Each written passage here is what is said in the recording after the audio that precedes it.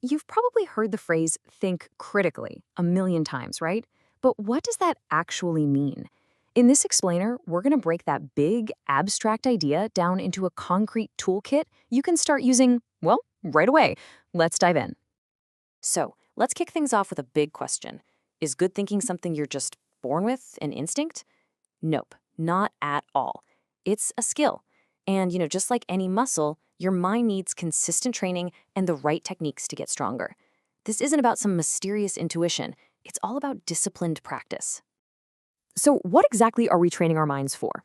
Well, at its core, critical thinking is this super disciplined process of really looking at information, analyzing it, evaluating it, to figure out what you believe and what you're going to do. In other words, it's about rigorously questioning information, not just nodding along and accepting it. This whole process becomes the engine for better beliefs and ultimately smarter actions. To get that engine humming, we've got to start with a foundation. Because before you can even think about using any cool tools or frameworks, you have to build the right mindset. All right, let's run with a metaphor for this whole explainer. Just think of your mind as this incredibly powerful, super complex piece of machinery. Now, like any advanced equipment, you can't just flip a switch and hope it works, right? You have to learn how to operate it with real intention. The very first step? Running diagnostics. And that's a cool concept called metacognition. It's basically the skill of thinking about your thinking. It's your ability to step back and watch your own thought process while it's happening. You ask yourself, am I on the right track here? Am I missing something big? It's just like checking the machine's dashboard to make sure all the systems are green. And that diagnostic check really starts with intellectual humility. This just means knowing your machine has limits. It's about having the self-awareness to say, you know what, I don't know everything and I could totally be wrong about this.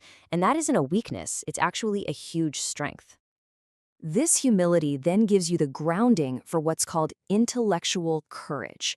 This is the guts to pop open the hood and actually challenge the core programming, your own deepest, most cherished beliefs. Yeah, it's hard for sure, but it is absolutely essential if you want to grow and avoid those nasty blind spots. From courage, we can then move on to intellectual empathy. You see, a really great operator doesn't just understand their own machine, they understand how other models work too. This is about genuinely trying to understand an opposing viewpoint. The goal isn't necessarily to agree, but to really see the logic from their side of the street. And finally, we've got intellectual integrity. Think of this as your personal quality control department. It means you hold your own logic to the exact same tough, rigorous standards that you apply to other people's arguments. No shortcuts, no double standards, fair is fair. Okay, so once we've got the right mindset dialed in, it's time to pull out the instruction manuals. These frameworks, they give our mental machinery a clear, structured process to follow, making sure we don't accidentally skip a critical step. A fantastic, super practical tool is the RED model. It's a really simple three-step process. First, you recognize the assumptions, the hidden beliefs and biases lurking under the surface. Second, you evaluate the arguments for what they are, checking them for evidence and any logical slip-ups. And third, you draw conclusions based only on the evidence you've just looked at. It's just a clean, effective workflow for your brain. Another really powerful framework is Gibbs' reflective cycle, which is perfect for learning from your experiences. It walks you through a structured process that takes you way beyond just remembering what happened. It pushes you to analyze the situation, figure out what you could have done differently, and then create a real action plan. This is how you turn a passive memory into an active tool for getting better. Okay, we have the right mindset and we've got the instruction manuals. But you know what? Even the best oiled machine can have a few glitches. So now we need to learn how to debug the most common bugs in our own mental software. And our brain's biggest bugs? They're these things called cognitive biases. Basically, they're subconscious mental shortcuts that our brain takes to save energy. And while they can be efficient sometimes, they often lead to these systematic errors in judgment that we have to learn to spot and actively push back against. The most famous one, of course, is confirmation bias. This is our brain's sneaky tendency to hunt for and favor information that proves what we already believe, while conveniently ignoring anything that challenges it. You see this all the time, like an investor who only reads good news about a stock they own, totally blind to the warning signs. It's a dangerous little echo chamber that we have to consciously break out of. Another classic bug is anchoring bias. Have you ever noticed how the very first price you see for something totally shapes what you think it's worth from then on? That's the anchor. It's the reason why the first offer on a salary negotiation is so incredibly powerful. It sets the entire context for the conversation, and it can really skew your judgment right from the get-go. So, the big question is, how do we keep our mental machinery tuned up and free of all these bugs? Well, we need to run regular stress tests. This last section is all about practical, daily exercises you can do to keep your thinking razor sharp. Here's one you can try literally today. Grab any news article, especially one with a chart or some data, then just ask yourself these 3 simple questions.